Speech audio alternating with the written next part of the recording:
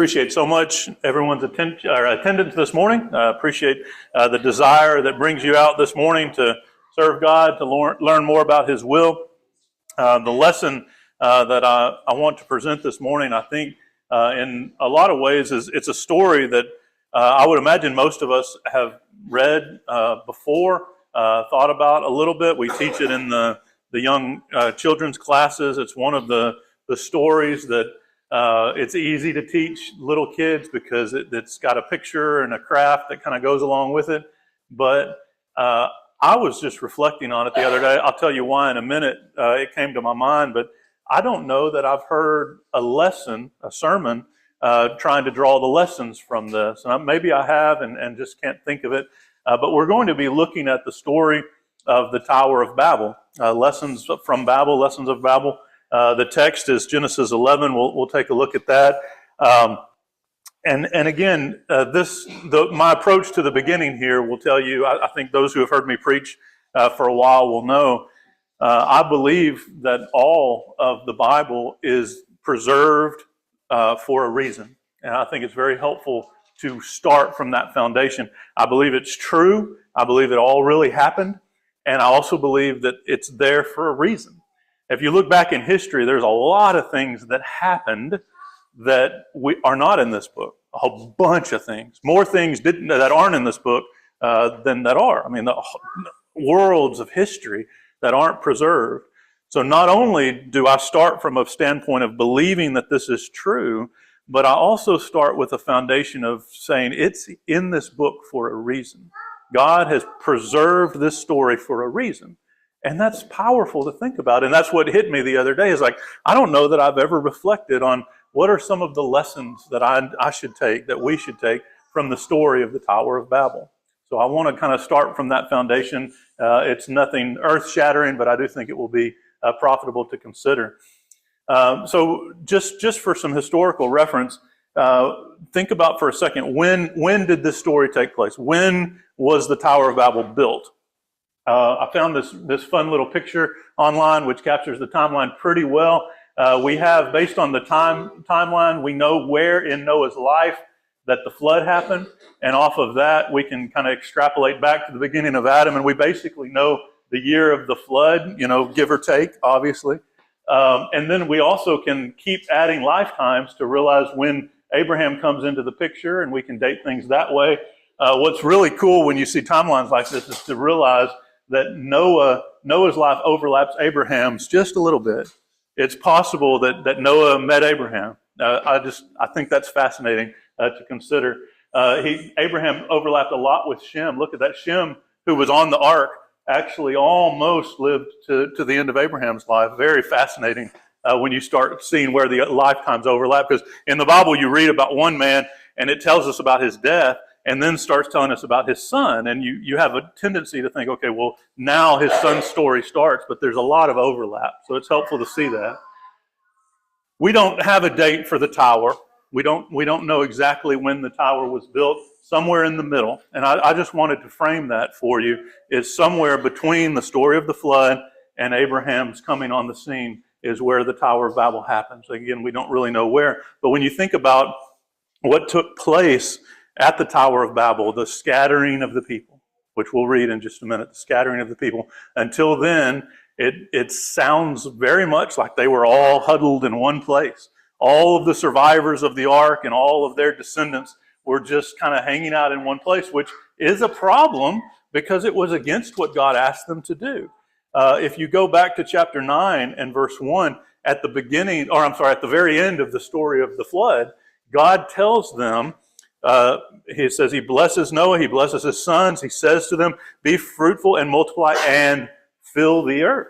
He wanted them to fill the earth. He wanted them to go out and propagate and take over the earth. This is one of the things that I think are people who are, I'll be careful how I say it, but too environmentally conscious.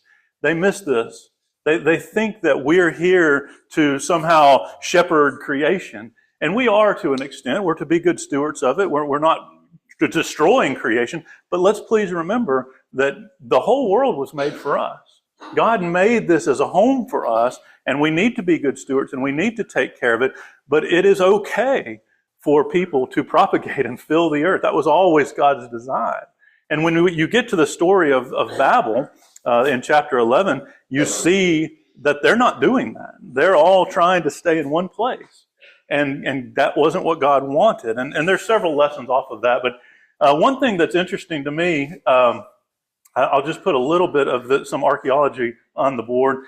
This is at least a possible ruin of the Tower of Babel. This is in the area of Babylon. And I'm not going to try to say that name. Y'all know that I don't try not to say things like that won't come out right.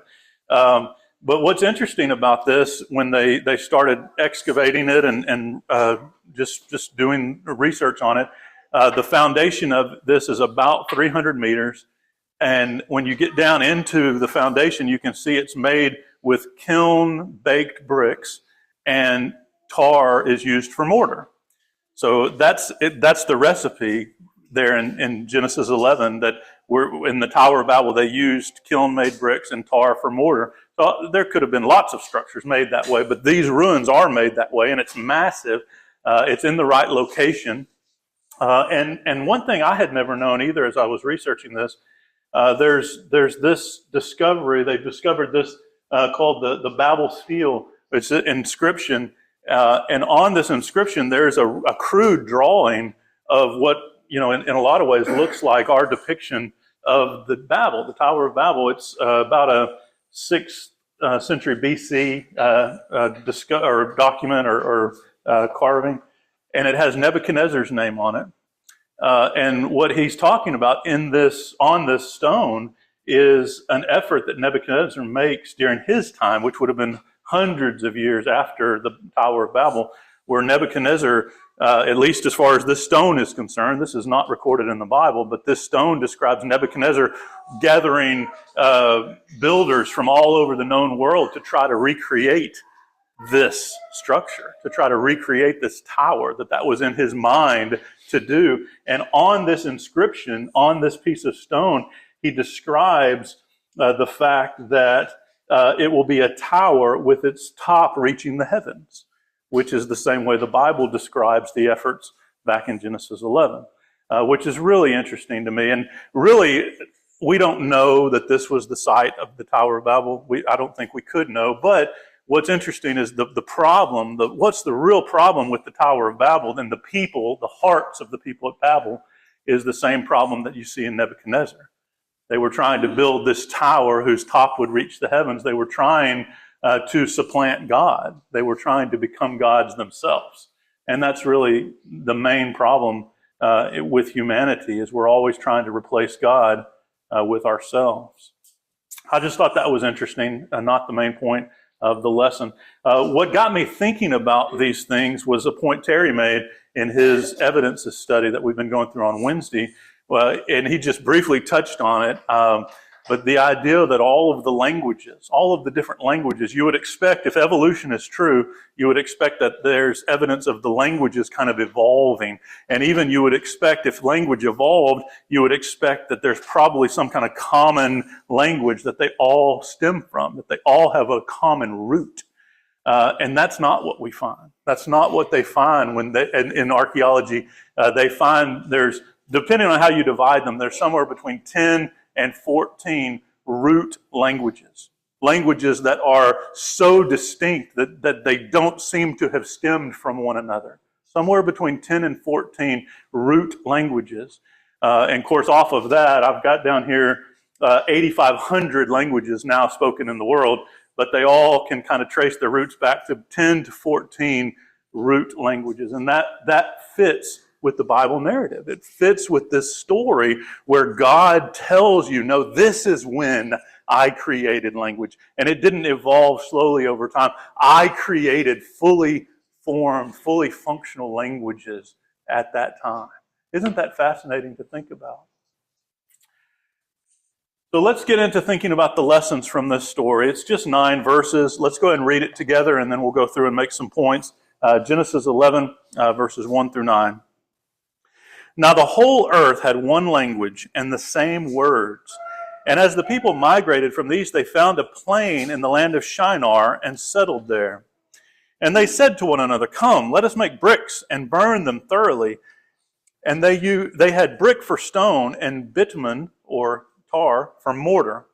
And they said, "Come, let us build ourselves a city and a tower with its top in the heavens, and let us make a name for ourselves, lest we be dispersed over the face of the earth." And the Lord came down to see the city and the tower which the children of man had built. And the Lord said, "Behold, they are one people, and they all have one language. And this is only the beginning of what they will do, and nothing they propose to do will now be impossible for them. Come, let us go down, and there confuse their language, so that they may not understand one another's speech." So the Lord dispersed them from there over the face of the earth, and they left off building the city. Therefore its name was called Babel, because there the Lord confused the languages of all, or the language of all the earth, and from there the Lord dispersed them over the face of the earth. As I've said, I just want to go through and make some points off of this. One of the most obvious things that you see here is the dangerous sin of pride, the dangerous sin of self-exaltation. What is their motive? What are they trying to do? So they're trying to keep from being dispersed over the earth. They're trying to stay together, at least in principle. Those things sound okay. Those things can be okay. But you see in verse 4 that they wanted this tower to have its tops in the heavens so that they could make a name for themselves. They wanted to make a name for themselves. I think that's really the root of their problem. Other than not following God's command, which was to fill the earth, you see this at the heart of the issue is they wanted to make a name for themselves. And I think in those two things, you see the conflict between what God had asked them to do and what they wanted to do.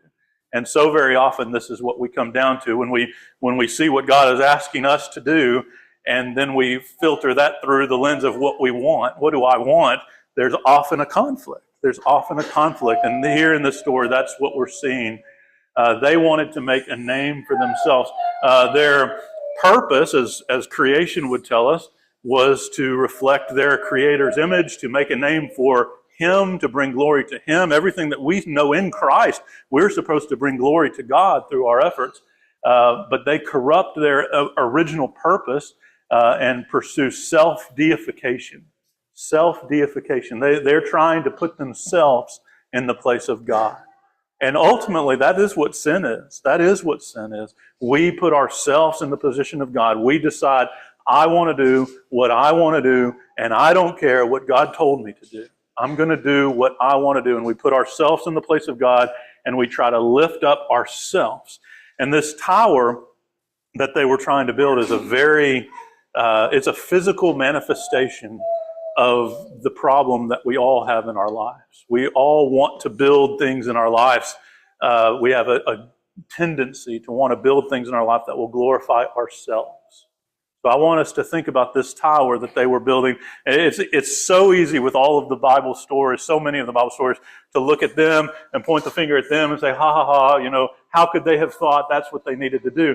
But the fingers need to point at ourselves. The problem is we do this kind of thing in our lives where we try to lift up ourselves.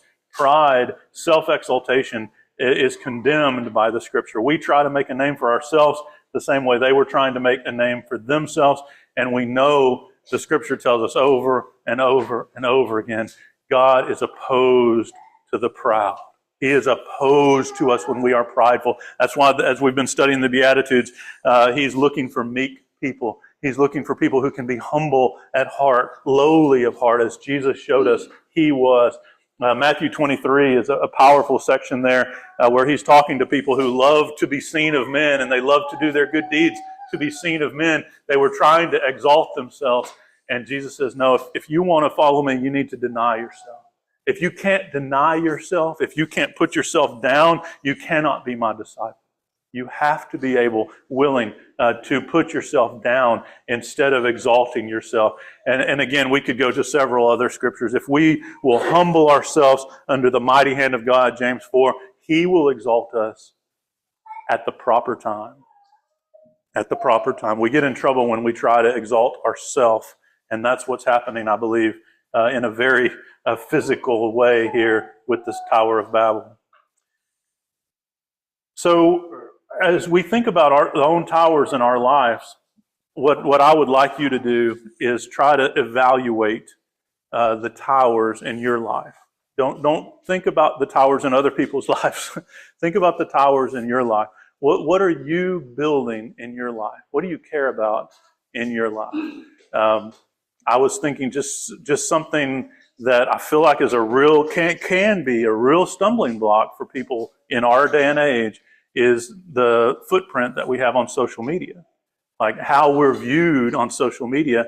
It can be a tool, it can be wonderful, I understand, but it also can be a tower in your life that you use to exalt yourself. It can be if you're not careful. And so let's be careful.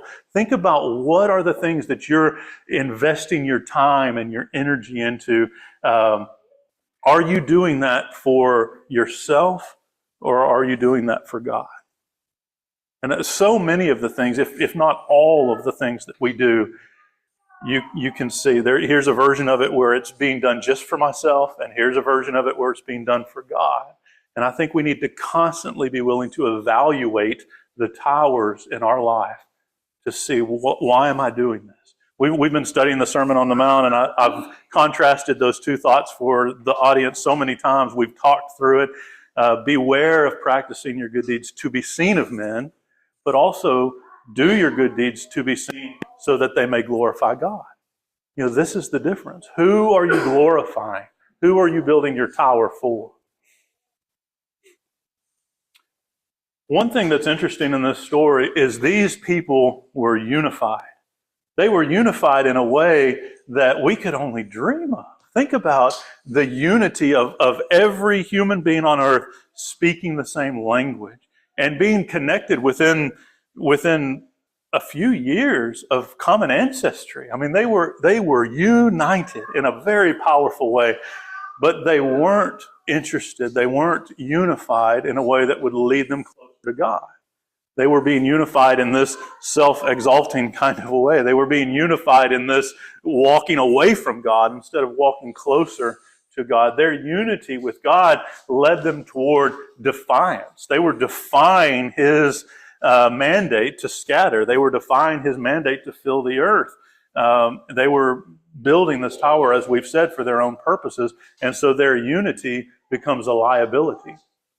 Their unity becomes a liability. Isn't that interesting that can be? It can happen. That we stand unified. We stand as one in the wrong thing. We stand as one in a place where God never wanted us to stand at all. There's some powerful lessons in this. Just basic wisdom will tell us that we shouldn't always follow the crowd. We should not always go with the majority. But doesn't the wisdom of the world, a lot of the wisdom of the world that you're hearing today is, this is what everybody thinks. This is the settled science. This is the settled opinion. This is the settled everything. Beware.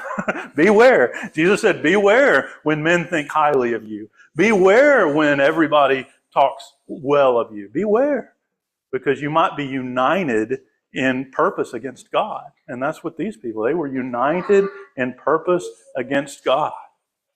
God confused their languages, and we'll develop this more. He confused their languages to halt this destructive influence. He confuses their languages, which introduces disunity.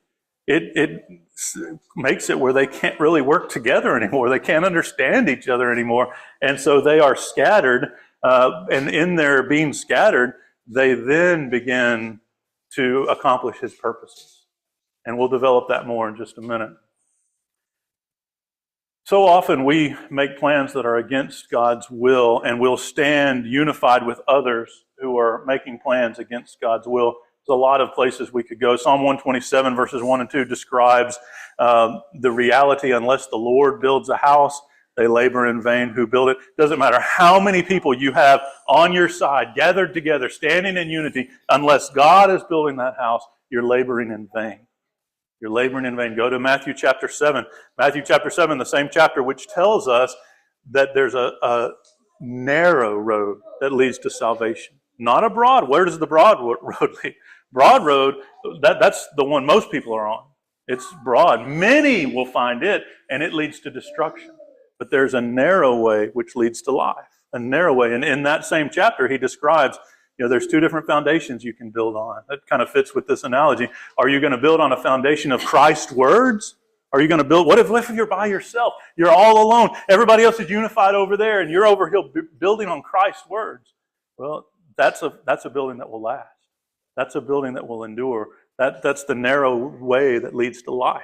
We don't want to be on the broad road, the foundation of the world, the shifting sands, which won't amount to anything. Unless God is with us, our efforts will come to nothing. One thing with this ideal of unity, I just thought was really powerful to reflect on. Think about the blessing of being able to communicate. Think about that and remember that is a gift from God. That is a gift from God. I don't know that I've ever really thought of it that way before. Our ability to communicate with words is a gift from God. And in this story, he takes that away from them, or at least he divides them into a certain number of groups based on that. But just thinking about language as a gift from God is a beautiful thing to consider. The ability to communicate is such an interesting thing. And so the scriptures teach us that we need to be careful with our words. We need to be careful with our words. James 3 is all about making sure that with our mouth we don't show a double mind, a double heart. With your mouth on one side, you're blessing God, and with the other side, you're cursing man who was made in the image of God. And in that chapter, he says these things ought not to be so. Our words need to be used in a careful way. And this story, I think, helps illustrate that. Is they were using the unity that they had to go against God's purposes, instead of using that unity to accomplish his purposes. Ephesians 4 and verse 9 tells us that we need to speak words that are fitting for the occasion, that cause edification, cause building up. That should be on all of our hearts to pray. Help me to use this gift of speech, these words, in order to help others toward your purposes. And in fact, using all of our gifts for God's purposes is such an important thing. I didn't want to spend too much time developing this thought, but I think it's interesting. I wanted to plant the seed. So in Genesis 11, we see the division. We see the introduction of these different languages. We see people then being forced to scatter because of that. And then on the day of Pentecost, the Spirit brings unity again. If you go through and you think about that story next to this one, what happens there? The Spirit allows everyone who was there, and it lists people from all these different nations, and the Spirit allowed everyone who was there to hear the gospel message in their own tongue, in their native language. Isn't that an amazing thing to think about? I mean, we know God has the power to do all things, but think about how he uses that to bring people back together for that purpose, for the purpose of now allowing the gospel to propagate across the known world. The gift of the speaking in tongues that was given in the New Testament, that was not just for show. We know from you read through the letter to the Corinthians, the Corinthian Christians were misusing the gift of tongue for their own pride, for their own arrogance, to lift themselves up. As basically, I'm speaking in tongues over here, guys. You need to listen to me. And he says, no, the whole purpose of speaking in tongues was so people could understand the will of God. That was the whole purpose. And it wasn't some angelic tongue that nobody could understand. It was a language that people could understand so that they could glorify God. That was the whole purpose.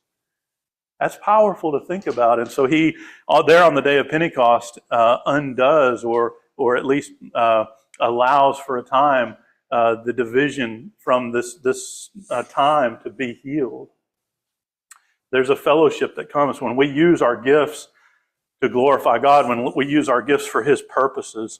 There's a fellowship that comes. 1 John speaks about that fellowship, and the apostle there in 1 John chapter 1, he says his fellowship is with God, and he is telling them these things. I'm writing these things to you so that you can have fellowship with me, because my fellowship is with God. And that's the only place that we can have true unity. True unity. If we're standing over here by ourselves without God, yeah, we're unified, but that's worthless. It's of no value. We need to first be unified with God and then try to use language and use our tools, whatever we have, to bring others to that unity. And that's what John is trying to do there in 1 John chapter 1. Use your gifts for his purposes. Instead of erecting towers in your life that bring glory to yourself, use all your gifts to bring people to the Lord. One other thought about this that I thought was worth planting a seed. We live in an age where technology, in a lot of ways, is removing the curse of Babel. Have you thought about this? So Terry uses it. We've used it here. Translation software, the ability to bridge the division that languages have produced by using technology. Is that a good thing or a bad thing? Good or bad? Come on, one answer. It's like everything else in the world. It can be used for good and it can be used for bad. That's really, when we had our open discussion on AI a few months back, whenever it was, that was really our main takeaway, is realizing technology is not bad in and of itself. It can be used for evil, just like anything else can be used for evil. But isn't it interesting that in our age now, what is man trying to do but trying to reunify? And that can be good and it can be bad. What are we reunifying around? Are we reunifying around God's purposes and God's plans? Or are we reunifying for our own glory and for our own prestige? That's the difference. That's the problem. So take care. Let's take care that we're doing everything for his glory. Another thought from this story, when they were united, when they stood as one, when they were all together, there was comfort in that. There was convenience in that. I'd like you to connect that in your mind with some of the comfort and the convenience that we enjoy in our day and age. We live in a society where so many of the concerns of previous generations are just already taken care of. We don't. Anybody here haul water this morning? Anyone haul water? Did you have to get up and kill your food? Anyone? We do those things. Some people do those things, but it's almost more as you want to rather than you have to. We live in such a convenient age where so many things are taken care of for us. You turn the faucet and water is there. And so because of the convenience and because of the ease and the comfort that these things are provided, we stop realizing how dependent we are on God. We stop realizing how much we need him. And the comfort and the convenience, and I think the amazing encouragement of this time. Think about the time of Babel here, where, as it describes there in the first verse, the whole earth had one language and then the same words, and they were all together in one place. And just think about that. That would be, in a lot of ways, a very beautiful scene. But in that comfort and in that peace, they lost sight of God. They lost sight of God. And so often, I think that's the reality, is when we have our needs met, when we have comfort, when we have unity, it leads us away from the Lord. The security that we have within the human systems, the structures that humans have put together, gives us peace, gives us security, and those are not bad in and of themselves, but they cause us to lose sight of God. They cause us to stop trusting in God, and we start trusting in the things. We start trusting in the unity that we have with others instead of trusting in God. So blessings often make it harder for us to focus on God. And I just want you to have that thought in your mind. When we are blessed, these blessings often take us away from the Lord. In this story, God pronounces judgment upon them by scattering them using these different languages. He confuses their language, and that was a punishment. It was a punishment. And I would just like you to think for a second, how would you feel if you were in that crowd? How would you feel? How many hundreds of thousands of people, millions maybe of people were there, and maybe some of your really close friends you all of a sudden can't talk to. you can't talk to them. You have no way to communicate with them. And it would have been shocking. I mean, we've grown up in a world with different languages. We're used to the language barriers that we run into. This would have hit them like a ton of bricks. I can't talk to these people. Think about, they were united in purpose and they were going to do this thing, and then now all of a sudden I can't talk to you. I can't communicate. I don't have that blessing of communication. I think in a lot of ways that would have felt like a horrible punishment. I think it would have felt like why has God done this to us? Why has God? And it was a punishment. But what else was it? So very often God's judgment and his punishment has a purpose behind it. The purpose of this judgment, the purpose of this punishment, which it was a punishment, was to divide them so that they would start seeking him again, so that they would start fulfilling his purpose for them again. This kind of thing, I believe that Hebrews 12 talks about the discipline of the Lord. Do not despise the discipline of the Lord. The one whom God loves, he disciplines. And all discipline, same chapter, Hebrews 12, all discipline for the moment seems not joyful but sorrowful, right? So when we're at times dealing with maybe consequences of our sin or just difficult things in our life and the pain of the moment, and why are these things happening to me? Why do I have to deal with this? The tendency is to get bitter toward God, maybe lash out at God.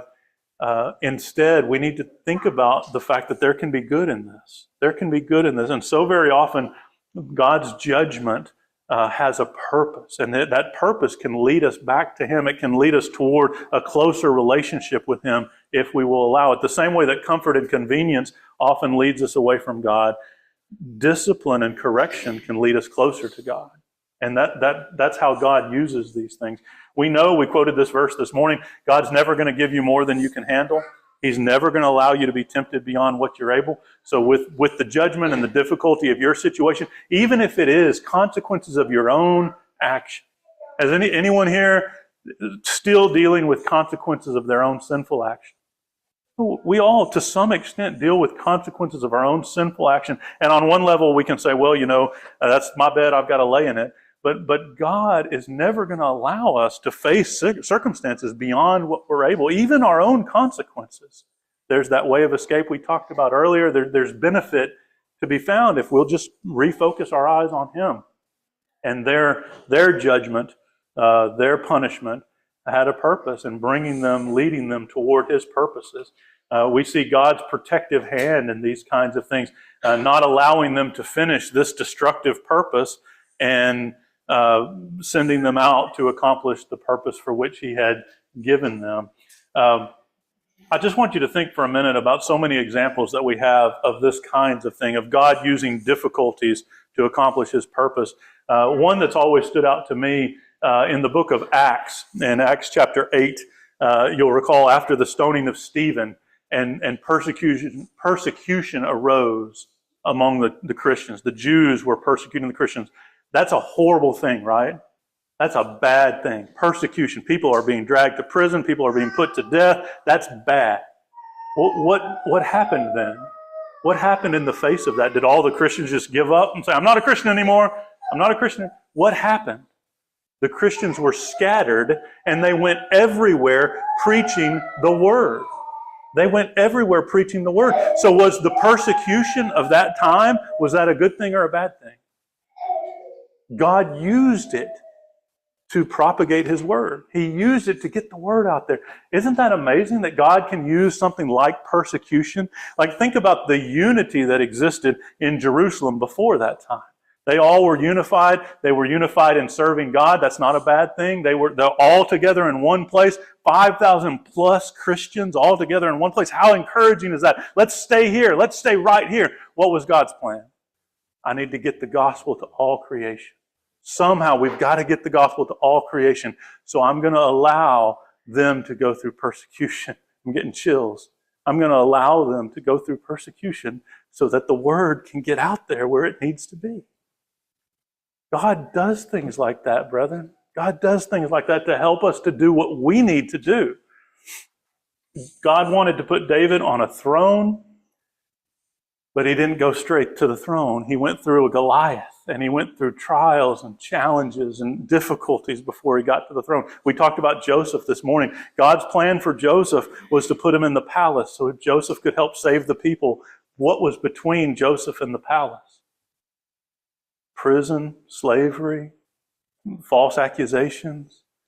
Isn't that amazing? Why does God allow his people to go through such things? For his purposes.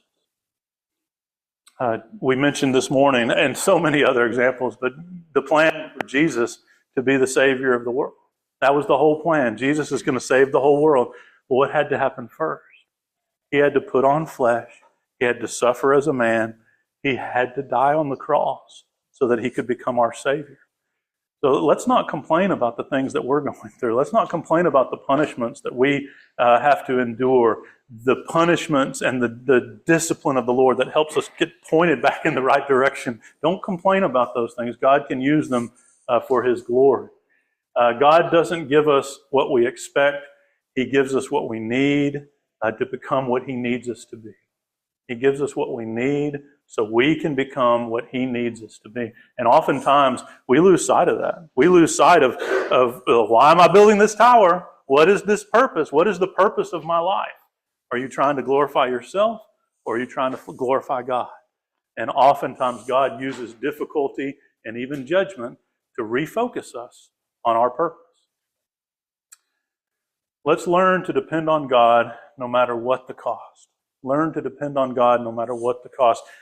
We quoted this morning from Matthew chapter 5, if it takes plucking out eyes and cutting off hands in order to get you to heaven, that would be worth it. Now, he's not asking us to do that, but he's trying to help us to realize how important it is to be willing to make whatever sacrifice is necessary in order to achieve God's goals, in order to build the towers in our life that will bring him glory. Let's be willing to deny ourselves. Let's be willing to deny ourselves, take up our cross, and follow him, whatever that may be. I think that's a really powerful lesson that we can take here from the Tower of Babel. That's all that I had prepared. I hope these things are profitable to consider. I think there's a lot of really powerful lessons in there. And maybe as you're thinking about it, maybe you can help me think of some others. And next time I'll preach this, there'll be 4 or 5 points instead of 2 or 3. But I will leave the lesson with you now for this morning. As we sing the song of invitation, if anyone is here who knows that their life is not right with the Lord, whether it be the fact that you've never come to the cross, you've never given yourself to him in baptism and given your life to him, we can do that this morning. Or if somebody has been a Christian and fallen away, if you need to come forward and make confession of sin in order to be restored, please take advantage of this time as we stand and sing. God is calling the prodigal.